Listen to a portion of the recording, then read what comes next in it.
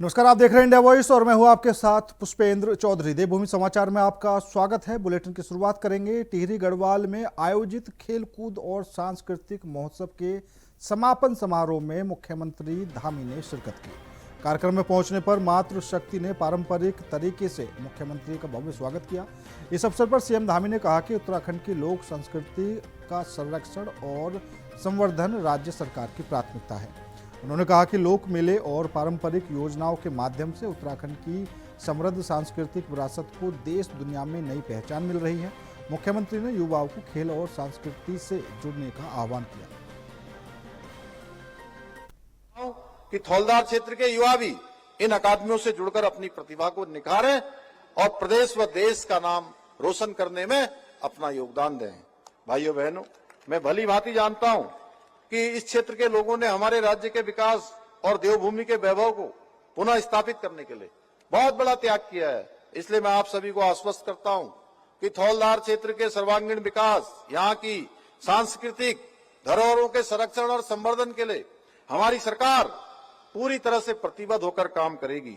इस क्षेत्र में जो प्रमुख धार्मिक, ऐतिहासिक धार्मिक स्थलों को पर्यटन सर्किट से जोड़कर विकास और रोजगार के नए अवसर सृजित करने की दिशा में हम निरंतर प्रयासरत हैं।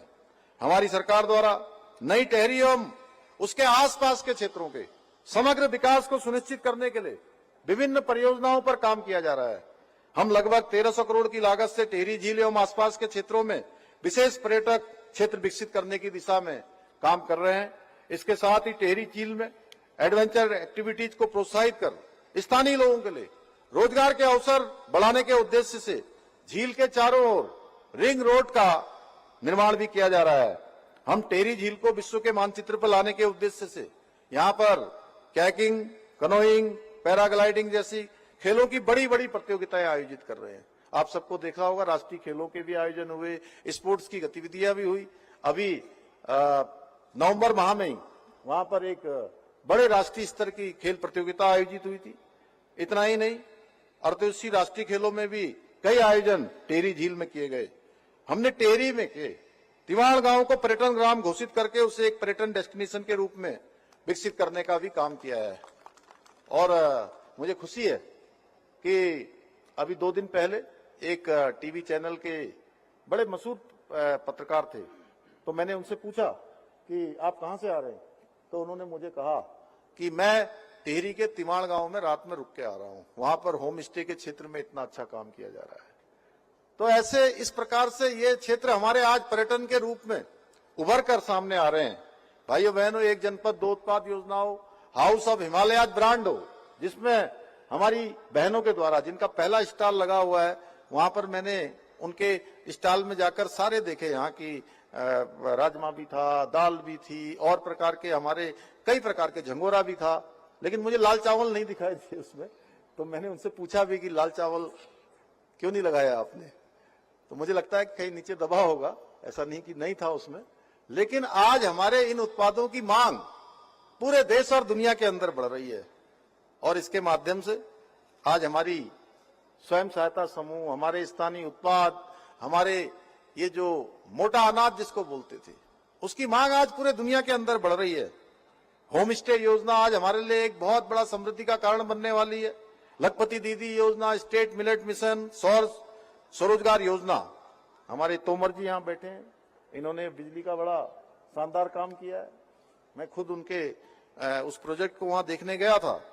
इन सभी योजनाओं के माध्यम से हमारे स्थानीय जो नागरिक हैं, उनको रोजगार के नए नए अवसर आज उपलब्ध हो रहे हैं।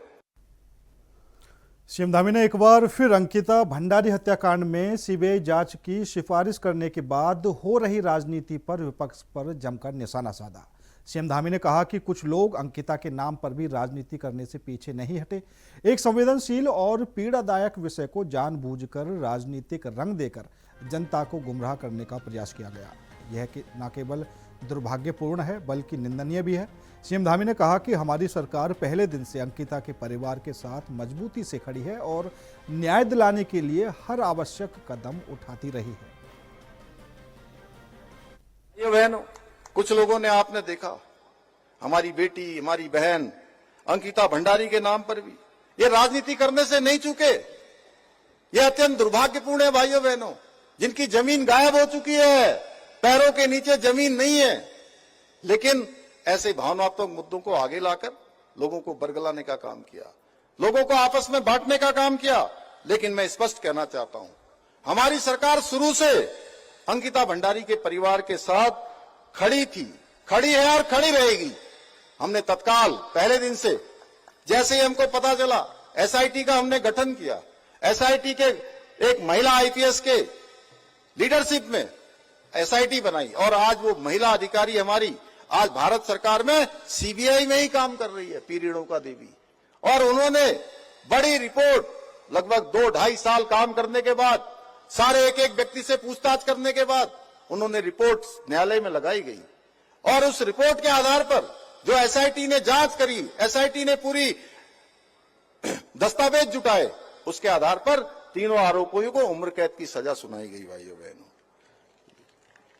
अब उनके माता पिता मेरे पास आए। जब सब लोगों ने जन भावनाएं मैंने देखी, मैंने कहा लेकिन इसमें सबसे बड़ी प्राथमिकता हम किसी को देंगे तो उनके माता पिता को देंगे, क्योंकि जिन्होंने अपनी बेटी को खोया है। मैंने उनके माता पिता से बात की और बात करने के बाद माता पिता ने कहा कि हमको सीबीआई जांच चाहते हैं। हमने उनकी भावनाओं का सम्मान किया और सीबीआई करने की संस्तुति दे दी है। भाई, बढ़ते अगली खबर की ओर। नैनीताल से बड़ी खबर आपको बता देते हैं। नैनीताल हाई कोर्ट का बड़ा फैसला सामने आया है। कोटद्वार से ये खबर आपको बता रहे हैं। हाई कोर्ट ने निचली अदालत के फैसले को बदल दिया है। सुमित पटवाल हत्याकांड के तीनों आरोपी बरी हो गए हैं। हाई कोर्ट ने तीनों आरोपियों को बरी कर दिया है। ये बड़ी खबर आपको बता रहे हैं। आरोपियों को पुख्ता सबूतों की कमी के कारण बरी किया गया है। कोटद्वार के चर्चित सुमित पटवाल हत्याकांड में नैनीताल हाई कोर्ट ने निचली अदालत के फैसले को पलटते हुए तीनों आरोपियों को बरी कर दिया है। न्यायमूर्ति रविंद्र मैठाड़ी और न्यायमूर्ति आलोक मेहरा की खंडपीठ ने कहा कि अभियोजन पक्ष आरोपियों के खिलाफ दोष सिद्ध करने में विफल रहा और पर्याप्त सबूत पेश नहीं कर सका। इसके चलते न्यायिक प्रक्रिया के तहत तीनों आरोपियों को तुरंत जेल से रिहा करने का आदेश दिया गया है।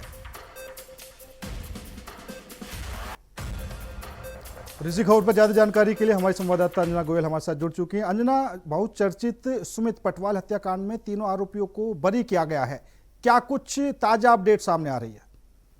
जी, मैं आपको बता दूं, जिस तरह से 22 मार्च 2015 का ये मैटर है और बहुचर्चित हत्याकांड रहा था उस टाइम पर कि दिन दहाड़े ही 4 लोगों ने सुमित पटवाल की हत्या कर दी गई थी। हालांकि जो चौथा इसमें आरोपी था वो लंबित मामले के दौरान ही उसकी मौत हो गई थी, इसलिए उसका नाम यहाँ से हट चुका है। और जो 3 आरोपी बचे हुए थे उनको हाई कोर्ट की तरफ से बरी कर दिया गया है, क्योंकि पीड़ित पक्ष जो था वो जो साक्ष्य उनके पास थे वो ठीक से पेश नहीं कर पाए और जो पुख्ता सबूत होने चाहिए थे वो नहीं दे पाए हैं। ठीक है अंजना, ज्यादा जानकारी देने के लिए आपका बहुत बहुत धन्यवाद। अंकिता भंडारी मामले में सरकार की ओर से सीबीआई जांच की मंजूरी दे दी गई है। हालांकि कांग्रेस को सरकार का ये कदम नाकाफी लग रहा है। शनिवार को हरिद्वार के लालढाग में अंकिता भंडारी न्याय यात्रा निकाली गई, जिसमें पूर्व मुख्यमंत्री हरीश रावत शामिल हुए। पैदल यात्रा के बाद हुई जनसभा में सरकार के खिलाफ जमकर नारेबाजी भी की गई। हरीश रावत ने कहा कि बेटी को न्याय दिलाने के लिए कांग्रेस लगातार संघर्ष कर रही है और ये आंदोलन श्रेय लेने के लिए नहीं है। उन्होंने कहा कि कांग्रेस शुरू से ही एससी के जज की निगरानी में सीबीआई जांच की मांग कर रही थी। इसके बिना सरकार की ओर से कराई जाने वाली सीबीआई जांच अधूरी ही रहेगी। वहीं विधायक अनुपमा रावत ने भी जज की निगरानी के बिना सीबीआई जांच को निरर्थक बताया है।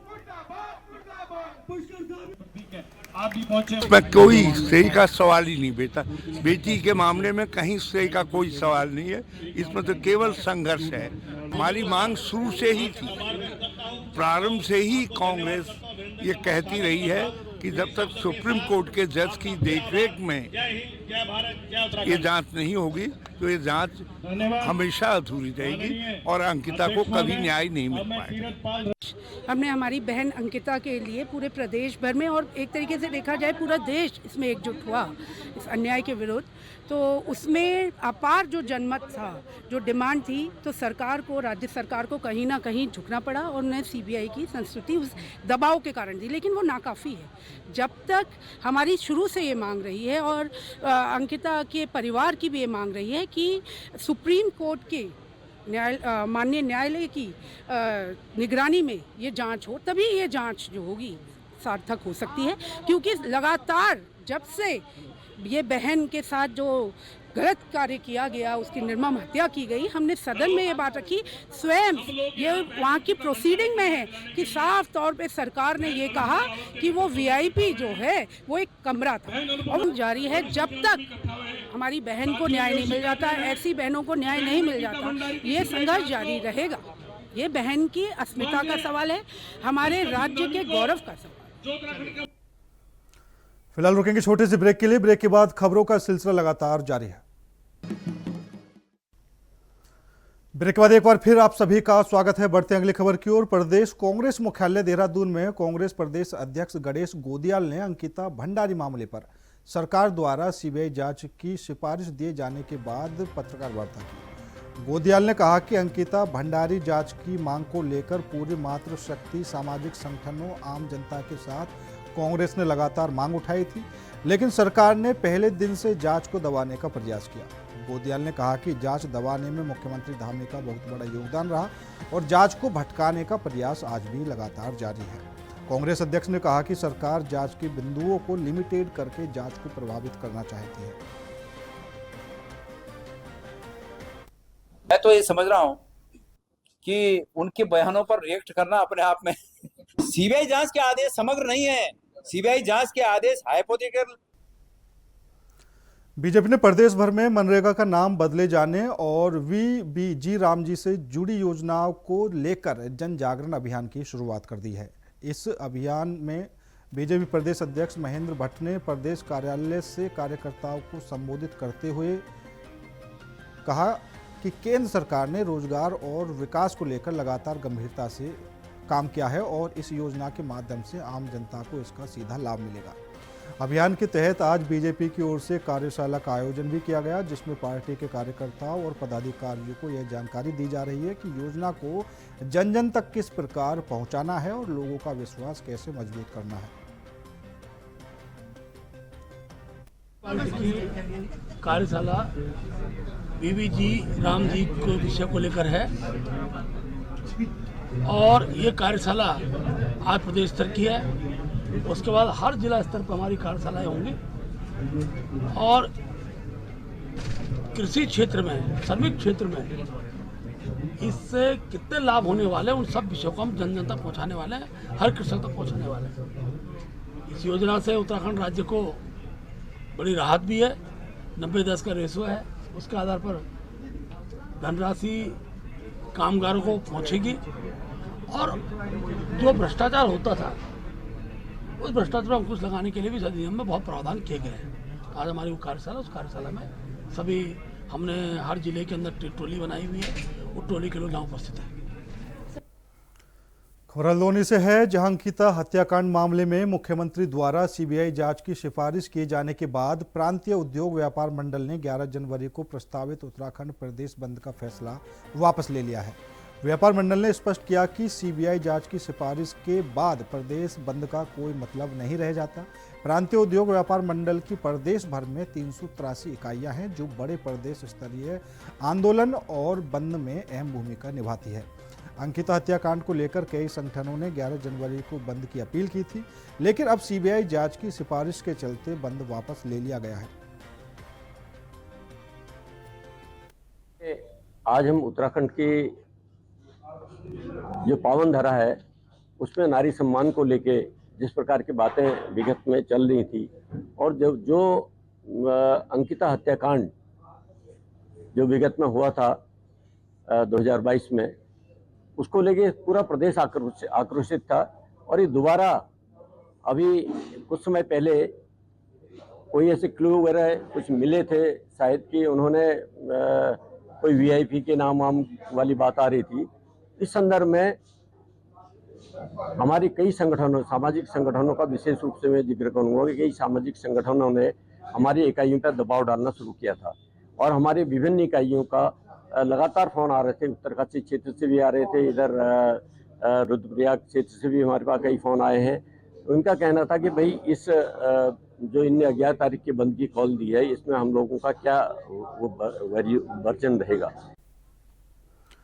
पर वधून कांग्रेस ने डोईवाला में एक बड़ी प्रेस कॉन्फ्रेंस कर मनरेगा बचाओ संग्राम के राष्ट्रव्यापी शुभारंभ की घोषणा की है। कांग्रेस नेताओं ने केंद्र और राज्य सरकार पर मनरेगा को कमजोर करने का आरोप लगाया। प्रेस कॉन्फ्रेंस को संबोधित करते हुए मोहित उनियाल, मनोज नौटियाल, सागर मनवाल और गौरव मल्होत्रा ने कहा कि जनहितकारी मनरेगा योजना को धीरे धीरे समाप्त करने की साजिश की जा रही है। नेताओं ने आरोप लगाया कि मनरेगा के स्थान पर लाई गई तथा कथित रामजी योजना से रोजगार की गारंटी खत्म हो रही है। उन्होंने कहा कि मनरेगा के तहत ग्रामीण परिवारों को 100 दिन का सुनिश्चित रोजगार मिलता था। काम के अधिकार की रक्षा हेतु मनरेगा बचाओ संग्राम के इशू को लेकर ये प्रेस वार्ता रखी गई है। इस प्रेस वार्ता में सर्वप्रथम तो मैं सभी मीडिया के जितने पर्सन यहाँ मौजूद हैं, आप सबका मैं धन्यवाद करना चाहूंगा। मेरे साथ यहाँ मौजूद आदरणीय मनोज नौटियाल जी जो पूर्व ब्लॉक अध्यक्ष हमारे रहे हैं, आदरणीय सागर मनवाल जी हमारे प्रदेश सचिव हैं कांग्रेस संगठन के, भाई गौरव मल्होत्रा जी जो अभी भाई सभासद भी हैं और जिले के महासचिव भी हैं, भाई करतार नेगी जी जो नगर अध्यक्ष हैं, एवं सभी पत्रकार जन। जैसा कि आप सब जानते हैं कि जो मनरेगा जो अधिनियम था, महात्मा गांधी राष्ट्रीय ग्रामीण रोजगार गारंटी अधिनियम, जिसकी शुरुआत 2005 में की गई थी और ये कानून के तहत राज्य सरकार 15 दिनों के भीतर रोजगार उपलब्ध कराने की गारंटी देती है। तो ये जो कानून है इसके तहत प्रति वर्ष 5 से 6 करोड़ लोगों को रोजगार मिलता है। उत्तराखंड में जी रामजी अधिनियम 2025 को लेकर कांग्रेस के प्रस्तावित आंदोलन पर पलटवार करते हुए बीजेपी सांसद ने कहा कि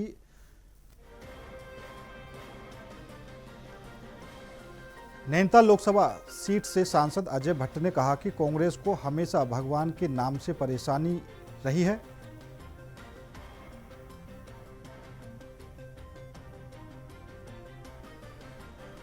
उन्होंने आरोप लगाया कि कांग्रेस जी रामजी योजना के नाम पर जनता में भ्रम फैला रही है क्योंकि प्रधानमंत्री नरेंद्र मोदी की 2047 में विकसित भारत की संकल्पना से कांग्रेस डर गई है। अजय भट्ट ने कहा कि कांग्रेस ने योजनाओं के नाम परिवारवाद से रखे हैं।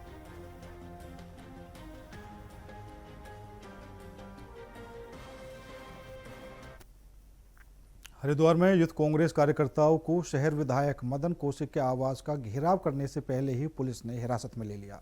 यूथ कांग्रेस अंकिता हत्याकांड की जांच सिटिंग जज की निगरानी में सीबीआई से कराए जाने और शहर में बढ़ते नशे के कारोबार के विरोध में प्रदर्शन कर रही थी। यूथ कांग्रेस जिला अध्यक्ष केश खुराना ने कहा कि कांग्रेस के दबाव में सरकार ने सीबीआई जांच तो दी है, लेकिन सिटिंग जज की निगरानी की मांग अब तक पूरी नहीं हुई है। उन्होंने आरोप लगाया कि बिना न्यायिक निगरानी के सीबीआई निष्पक्ष जांच नहीं कर पाएगी।